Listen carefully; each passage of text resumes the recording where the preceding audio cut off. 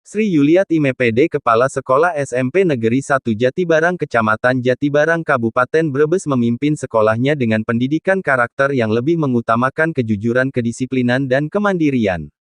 Ditemui wartawan pada hari Sabtu tanggal 23 Juli tahun 2022 yang menerangkan bahwa pendidikan karakter untuk anak SMP di sekolahnya seperti membawa piring gelas sendiri untuk beli jajan di warung, kemudian gayung satu kelas berisi 2 gayung khusus perempuan dan laki-laki, kemudian untuk piring dan gelas masing-masing siswa setelah digunakan dicuci sendiri dan ditaruh di rak piring di kelas masing-masing. Karena selama 2 tahun proses pendidikan diberlakukan daring dan baru kali ini tahun 2022 bulan Juli sudah tatap muka, maka untuk mengejar ketinggalan diberlakukan kurikulum darurat yang sudah ditetapkan oleh kementerian.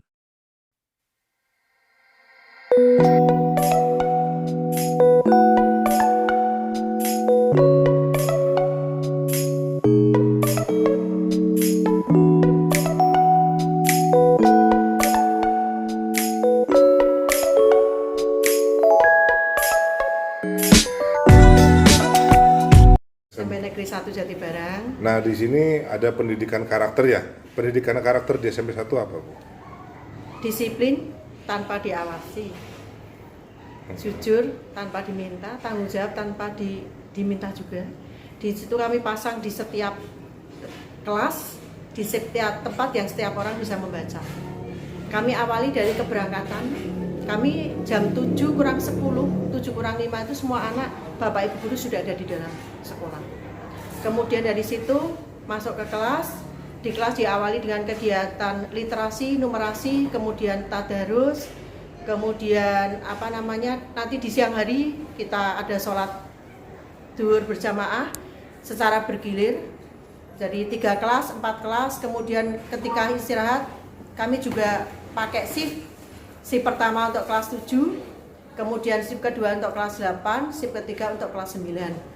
Dengan setiap anak itu membawa piring dan gelas sendiri, supaya di SMP 1 Jatibarang betul-betul bersih, rapi, indah, dan anak punya kemandirian.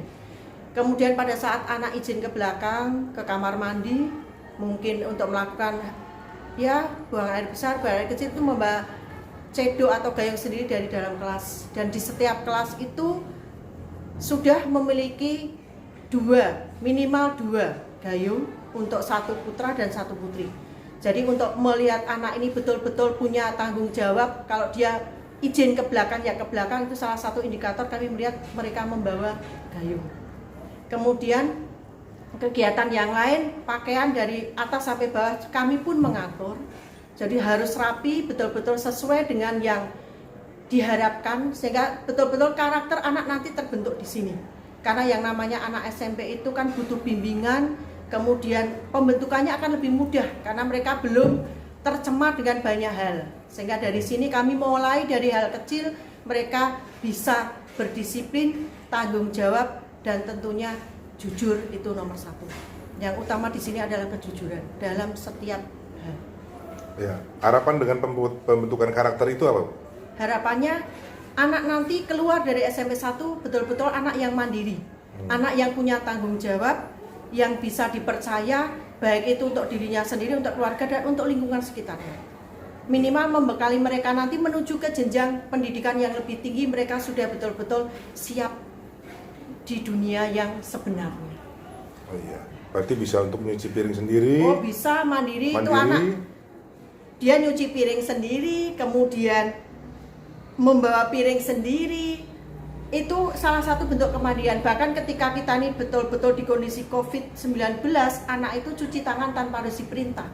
Jadi keluar kelas, sebelum pulang mereka cuci tangan, kemudian cek suhu. Pada saat datang cek suhu, cuci tangan, baru masuk kelas. Seperti terus kami lakukan setiap hari. Dan kami tidak pernah bosan untuk membuat anak betul-betul terbiasa dan menjadi pembiasaan yang positif.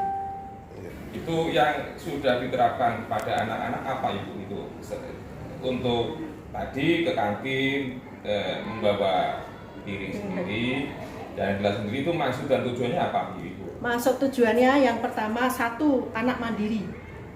Yang kedua, membuat sampah yang di mana-mana menjadi problem utama di SMP 1 tidak karena sangat mengurangi jumlah sampah yang dibuang. Itu jelas. Awal saya datang 90 sampah menumpuk, ketika sudah bawa piring gelas mungkin hanya 1% lah sampah.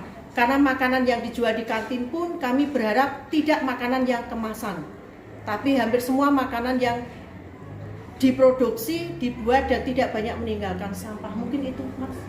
Hanya dibuat sendiri, diaduk sendiri pakai gula. Kemudian untuk sirup yang berwarna itu harus sirup yang sudah berizin produksi. Bagus Bu. Jadi nanti untuk kedepannya setelah ini apa yang akan Ibu lakukan agar anak-anak dan sekolah ini terutama lebih maju ke depan, atau bagaimana, apa program-program apa yang akan Ibu lakukan? Ya, dengan kurikulum Merdeka yang sekarang diterapkan oleh Mas Menteri kita, bahwa setiap anak itu harus memiliki profil Pancasila, ya, bertakwa, kemudian mandiri, kreatif. Ini salah satunya adalah kita memiliki proyek, di mana proyek ini nanti bisa menjadi bekal anak. Nah, proyek yang saat ini sedang kami gali adalah yang pertama kita membuat koktail aloe vera. Koktail aloe vera yang di sini kita punya greenhouse-nya. Anak menanam di sana, kemudian hasilnya diolah, jadilah dalam bentuk koktail. Dan ini sudah pernah kita laksanakan sebelum pandemi. Nah, dengan kurikulum Merdeka yang diharapkan anak bisa mandiri dengan kegiatannya, kreatif, kemudian mengakui bahwa itu ciptaan Tuhan Yang Maha Esa, salah satu bentuk yang kami sedang rancang yaitu tugas proyek ini, atau proyek yang nanti harus anak menguasai.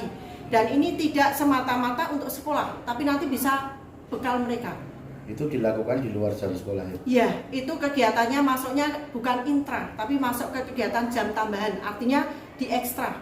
Jadi ini namanya kokurikuler, artinya di kegiatan intra kita fokus pada materi yang sudah disiapkan dalam kurikulum, kemudian untuk yang proyeknya itu di luar jam. Jadi kami ada 1 jam yang nanti khusus anak-anak melakukan kegiatan ini. Jadi ada 3 proyek, yang pertama koktail aloe vera spend saja, kemudian yang kedua nanti 3R, reuse, reduce, dan recycle. Kemudian yang ketiga adalah senam prestasi. Artinya anak-anak juga tidak hanya melulu dengan kegiatan seperti itu, tapi juga ada olah fisik. Nah, ini kemarin kan sempat JJ, kami juga menghadirkan anak untuk tatap muka. Artinya tatap muka terbatas yang kami buat shift. Jadi ada shift pertama itu untuk Senin, Rabu, kemudian Jumat. Shift kedua itu kami buat Selasa, Kamis, Sabtu.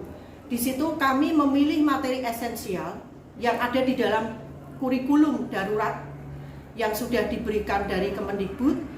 Kemudian kami memberikan materi-materi itu, esensialnya kami berikan, kemudian pengembangannya bisa di rumah.